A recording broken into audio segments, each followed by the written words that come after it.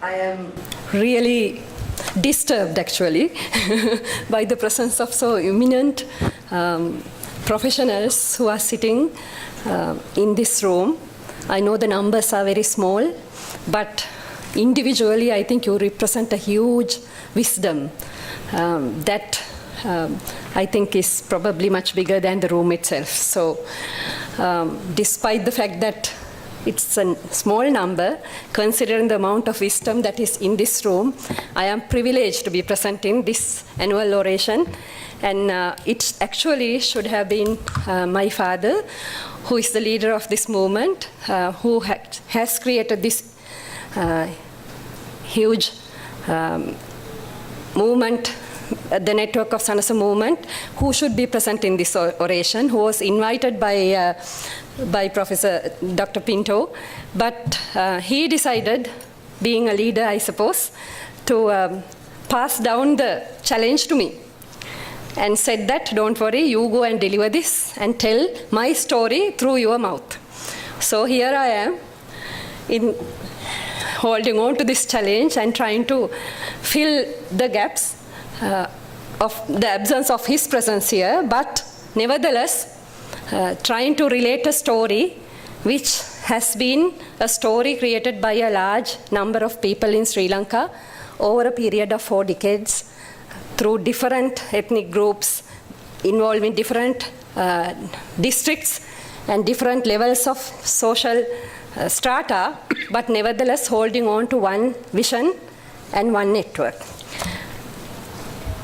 So the name of the oration, as I was told, was to tell the story of Sanasa development journey, which is to tell you how we reached the community. I have been asked by Dr. Pinto to talk to you about how Sanasa movement reached the community in Sri Lanka, and he requested me to simply relate our story so that if there are any lessons, you could simply relate to our story and discuss possible applications as you deliberate on how to deliver better surgical care to communities that need such services the most. I represent a brand in Sri Lanka that is truly nurtured by a mass movement of 1 million people. My qualification and the courage to be standing in front of this kind of a prestigious audience come not from the fact that I operate as the current chairperson of its Apex Bank.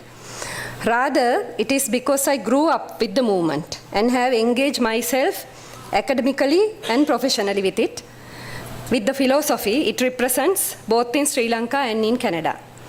And because I am convinced of its effectiveness when it comes to community empowerment. Sanasa is the pioneering microfinance movement in Sri Lanka, and it is currently the largest non-government organization rooted primarily in the rural communities. It is the brainchild of my father, Dr. Kiriwandeniya, who developed the Sanasa brand through a long and vigorous process of revitalizing and networking 940 standalone cooperative societies. Today, it is a network of over 8,000 cooperatives operating under a single vision for over 4 decades. Let me clarify the introduction. So I represented the Apex Bank of the Sanasa movement, which doesn't have 8,000 branches, which has only 87 branches, but it is working when it is working with the community with 8,000 credit cooperative network, which is working in synergy to deliver a comprehensive financial and other solution to empower rural community. In this speech, I intend to briefly present to you how an isolated, stagnant, about to be liquidated cooperative movement became a force of social transformation, addressing one of the critical problems of rural Sri Lanka, which is poverty. To begin this story, I like to place on record that Sri Lanka was not always a poor country. It was for a reason that we were referred to as a granary of Indian Ocean. In addition to a very sophisticated irrigation system, our ancient food habits, lifestyles, land and water management systems resonate with the latest sustainable technologies and innovations. However, when Sri Lanka became a British colony in 1715, a large area of land especially the crown lands and the common lands that belonged to the Kandyan Kingdom, were appropriated by the colonial state and sold to the Europeans under the Wasteland Act. The colonial governments promoted cash crop cultivation as the major revenue of the country, whilst domestic agriculture, on which more than 80% of the local population depended, was neglected. In addition to the land appropriation of the hill country, the Uva province, which was the rice bowl of the Kandyan Kingdom, was destroyed by the British as a means of crushing dissent by Sinhalese. The commons, which provided medicinal and herbal nutrients, were appropriated by the colonial state, and the irrigation systems that supported domestic cultivation were systematically destroyed. When the British left Sri Lanka after ruling for more than a century, the country was left with a destroyed domestic agriculture, of which 80% of the population had depended. Consequently, poverty became the biggest challenge of all post-independent governments. Towards the end of the colonial period, the British introduced credit cooperatives as a means of providing peasants with the working capital that was required for their agricultural operations, and to relieve them of their chronic indebtedness to non-institutional credit sources. Although it was expected that provision of easy and adequate credit would relieve the debt burden of peasants, these credit facilities reached only a few who owned land. Even after independence, formal credit institutions, mostly based in the urban sector, did not record poor farmers as creditworthy, since their requirements were mainly small scale. Credit programs designed for rural communities were mostly agricultural and production oriented, although the credit needs of the rural poor were diverse and often not agricultural. There were no official financial channel that addressed these needs, and a large number of rural people were indebted to money lenders and middlemen. In 1977, Sri Lanka shifted from a state-led development process to a neoliberal market-led model. Rural areas were gradually drawn into the cash economy, and rural production relations became increasingly monetized. There was an urgent need for a rural financial institution that was able to reduce the outflow of village resources and to absorb the resources that flowed into the village for village development. This is when a young visionary decided to re-examine the cooperative model introduced by the British at the turn of the century.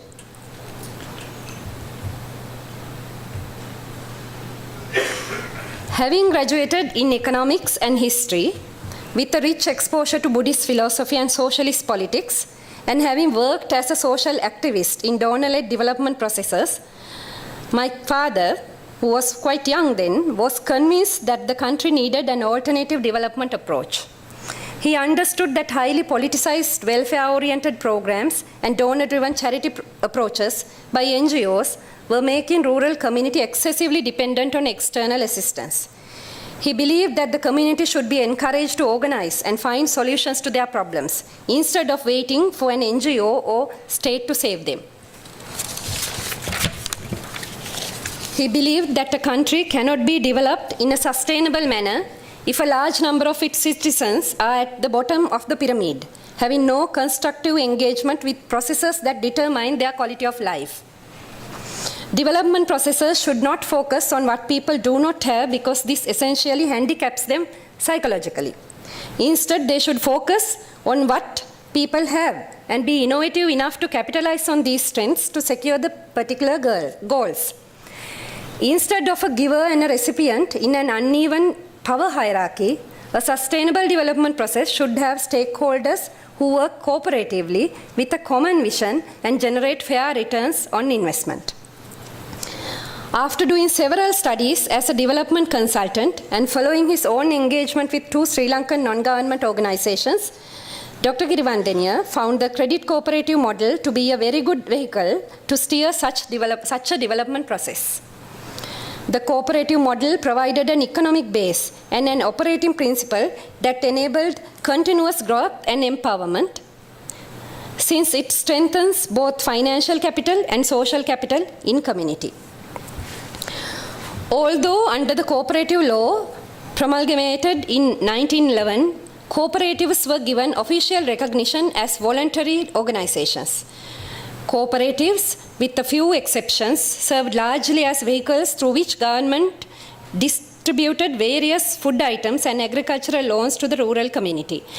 I am only presenting the situation in Sri Lanka, but being the colonial sisters or brothers under the British in all the South Asian countries, I think the cooperative history probably resonates in the same way in all of your countries. Due to high level of political patronage, excessive control by the regulators, and the managerial inefficiency, cooperatives in Sri Lanka did not emerge as people's organizations, unlike in the case of Canada, Netherlands, Japan. Their leadership was not dynamic and rarely tried to expand the membership or promote new activities. Credit cooperatives were seen as simple savings clubs. Their membership was largely old, male, and elite. They were not seen as effective means of community development, either by governments or by the general public.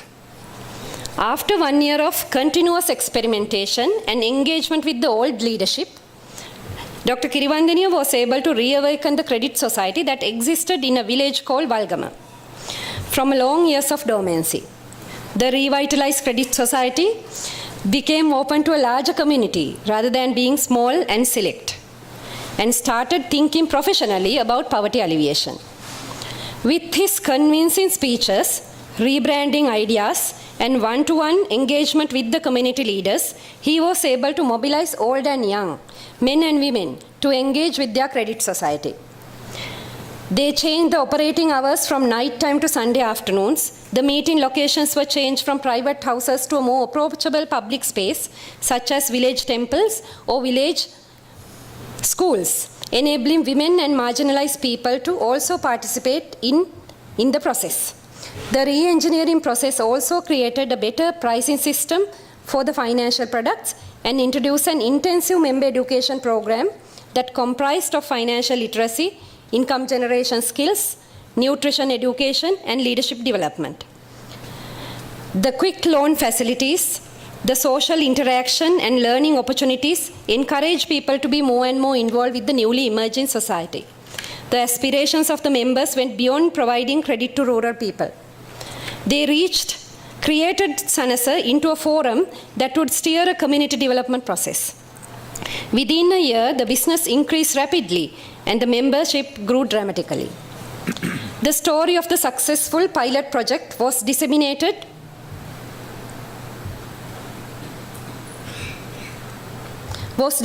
at a workshop with the leaders of other existing credit societies in the same district. The new approach and the ambitious vision breathed life to the dying movement, and the people, after seeing the success of Walgama Society, decided to try it out in their villages. Village-level societies joined together to form a district union, which helped take the success story to the other part of the country, and thus the network began to grow. By 1979, a national body of credit cooperatives was formed by 5 district credit unions. And by 1986, there were 24 district unions with a membership of 4,406 primary societies. The movement flourished with a steady increase of membership and is today one of the most successful non-government organizations in Sri Lanka. The journey was made in several identifiable stages. Stage 1, motivation and promotion. During the initial period, Sanasa promoted the idea of working cooperatively in grassroots organizations to solve the problems of poverty faced by families and communities. The focus was on the immediate problems people face due to poverty and small solutions that motivate them to believe in the idea of the effectiveness of cooperation. Member education was largely focused on thrift habits and the understanding of democracy and self-reliance. Stage 2, education and training. During this stage, the leadership focused great attention on training the voluntary leadership to become self-reliant role models and cooperative leaders. During this period, Sanasa developed a partnership with the Canadian Cooperative Movement through its International Development Organization, and with their support, established a National Training Institute for the movement. The campus assumed the responsibility for the education efforts of the entire movement, improving the quality of training and developing the professionalism of the primary societies at both the managerial and the leadership level. Stage 3, building institutional capacity. By 1990, the movement had grown exponentially, and there was a critical need to improve financial management. The campus implemented courses for banking and risk management, while the Federation developed an information system to monitor the financial performance of the movement. The movement initiated a grading system for primary societies based on their operational and financial performance. The institutional building that took place from 1991 to 1995 strengthened the movement and prepared it for the establishment of Sanasa Bank by the year 2004. The movement has been able to create a bank which today is a public quoted company, an insurance company, an infrastructure development company, and a higher education institute sanctioned by the University Grant Commission of Sri Lanka to grant degrees by experiencing a steady and continuous growth in a highly competitive environment. Sitting together as a group of companies with one market brand, there are several other companies delivering value-added services to Sanasa development mission. With these strengths, in 2007, the Sanasa Federation decided to engage in national development with a more structured program. With the participation of the strongest 1,000 societies and the Apex Sanasa group of companies, a project was launched to develop 5,000 villages over a period of 10 years, improving the asset bases and risk management capacities of the community, improving environmental resources, human capital development, entrepreneurship development, good governance, and better quality of life are some of the objectives of this project. While Sanasa Development Bank provides financial facilities and Sanasa Insurance provides management, the Sanasa Federation and the campus provides leadership development and enhances the management capabilities of the 1,000 societies that steer this program in their respective villages. When implementing this project, we have partnered with both state and non-state institutions. Sanasa is a story of continuous innovation and growth. Sanasa has been a prominent player in Sri Lanka's journey from being a country with 70% poverty to one where only 8% live in poverty. Its banking and insurance products have recreated the social economic landscape of rural communities, and its social enterprise model has enabled the brand to be embraced by approximately 20% of the population. What I have described is, of course, an abbreviated version of our story. Although it might appear to have been smooth in the way I've described it, the journey had been hard, and the commitment to the founding principles and vision have been continuously tested. We have always been pushed to be updated of the play of global forces and be innovative with the development of local solutions. In the following section, I will briefly explain how we became what we are and the factors that contributed to our success.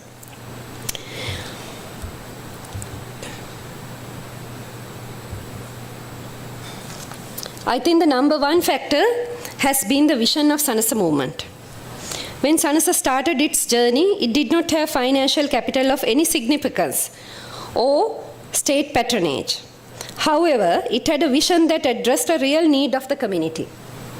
It was not limited to a tool or a service, such as providing microfinance to poor. It advocated a different way of being, a different way of getting organized, and a purpose for more sustainable togetherness. This provided an ideological platform for people with different strengths to contribute to its growth. Mobilizing 56,000 volunteers and a membership of 1 million under one brand without a legal authority to control that brand and standardize it requires a very strong leadership. Sanasa has been blessed with that leadership of a visionary and a charismatic leader who steered a consistent process against many odds, testing various approaches to rural development in diverse circumstances, but always with active participation of the community. This was how a strong and resilient foundation was laid. Smart partnerships are another feature that contributed to Sanasa's success. From its inception, Sanasa has maintained a strong partnership maintained strong partnerships, vertically and horizontally, with many different stakeholders who can affect and influence local development. Irrespective of the political party in power, SANASA has been proactively engaged with each successive government to partner with state development programs to obtain outcomes consistent with the mandate the movement had developed for itself. SANASA has always been present in the development networks and platforms both locally and internationally, building partnerships, sharing and learning about innovations and perspectives. More than all this, belief in the power of people is the key reason for the success of SANASA. We have often seen that very innovative ideas do not become realities, as most people think that they need money, social status, or technology to start something. Most development initiatives die when the projects that fund these programs end.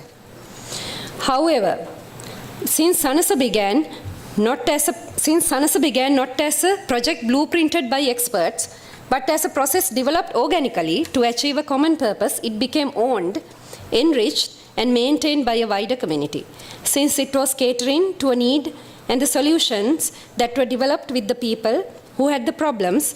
It has become their solution, their SANASA. I have been asked to give this oration as quickly as possible and squeeze it as much as possible, so I'm completing my oration here. I had many very interesting personal anecdotes that I could have filled in addition to the photographs here, but let me just finish this oration with a very final personal note. There are 3 people in this room who have been part of this SANASA development. My 2 sisters are here today. When in the initial stages when the SANASA was developed, it was a very personal story, personal history, personal involvement. My father only had his family, which was 5 girls, and his wife, who was a teacher, who had a supporting staff members, where there was a music teacher who provided the song for the cooperative movement. And every weekend and every vacation, he used to pack all of us in a car and would drive to some different village, some different district of this country. And he would gather some people who were supporting his movement, and he would make us sing the cooperative song.